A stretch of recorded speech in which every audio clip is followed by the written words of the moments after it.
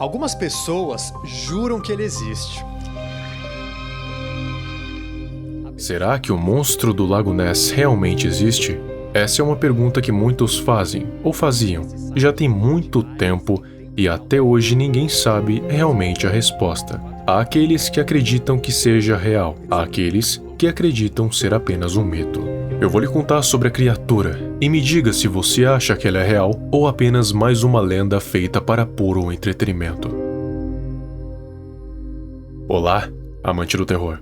Histórias, lendas, reportagens, expedições. Tudo isso e um pouco mais você consegue encontrar quando se pesquisa mais sobre uma misteriosa criatura que viveria no Lago Ness, lá na Escócia.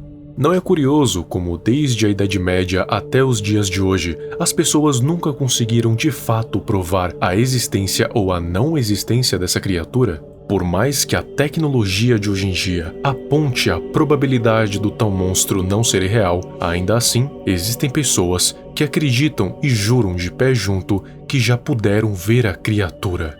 Ainda é tema de debate entre crentes e céticos. Os crentes dizem que a criatura é real e que ela ainda vive no lago, escondida em algum lugar que somente ela saberia onde seria. Enquanto os céticos simplesmente dizem que, com o tanto de investigações e farsas no meio do caminho, era óbvio o suficiente que não passava de um mito. O que a criptozoologia estuda é a probabilidade dessa criatura realmente existir. Ela não afirma que é real, mas também não afirma que não é.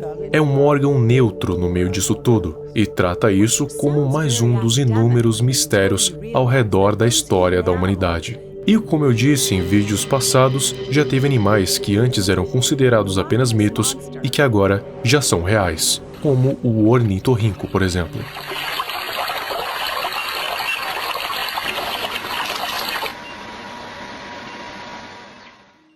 O monstro do Lago Ness seria um animal marinho com a aparência de um réptil aquático, parecido com um plesiosauro, o que indica que pode ser que o monstro seja um animal até mesmo pré-histórico, tipo um dinossauro que sobreviveu até hoje. Ele teria um pescoço comprido, com uma cabeça arredondada, com um tamanho desproporcional em relação ao corpo, e quando se move na água, faz pequenas ondas. Os céticos dizem que isso na verdade são movimentos causados por pássaros mergulhadores ou lontras. Mas será que é mesmo? O primeiro avistamento testemunhado dizem ter sido há muito tempo atrás, descrito na obra literária Vida de São Columba, escrita pelo Santo Columba. Lá, ele descreve o seu encontro com uma criatura aquática misteriosa. Algumas pessoas carregavam o corpo de um homem, aparentemente morto por um monstro desconhecido no fundo do lago.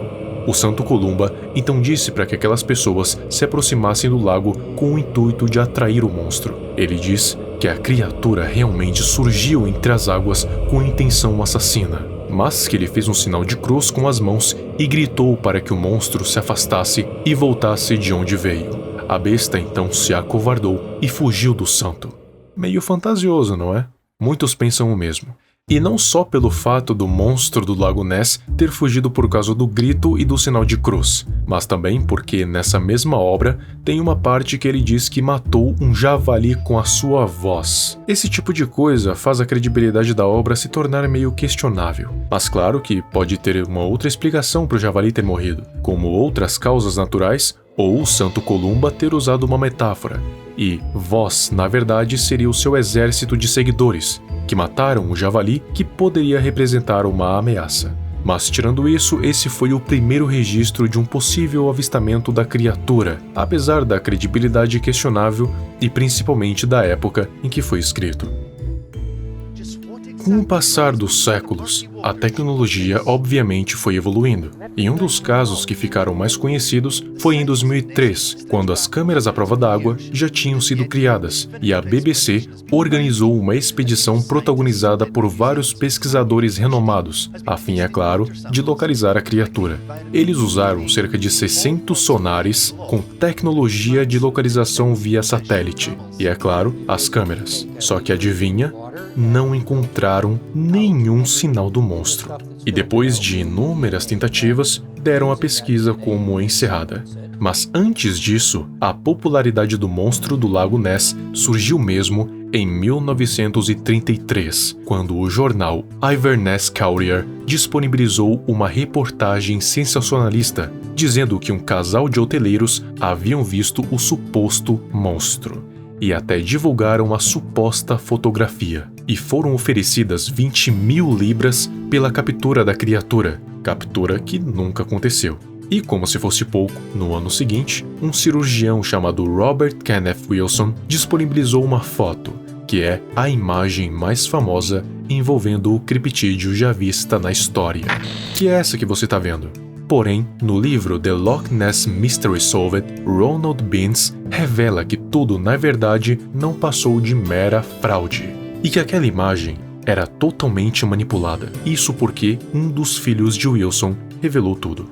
E em 1994, um grupo de pesquisadores analisaram o caso e acabaram descobrindo que Wilson, junto de mais 3 amigos, usaram um submarino de brinquedo junto de uma massinha de modelar para simular o monstro no lago. Uma prática de mau gosto, mas que rendeu umas boas histórias e teorias, e comoveu muita gente na época.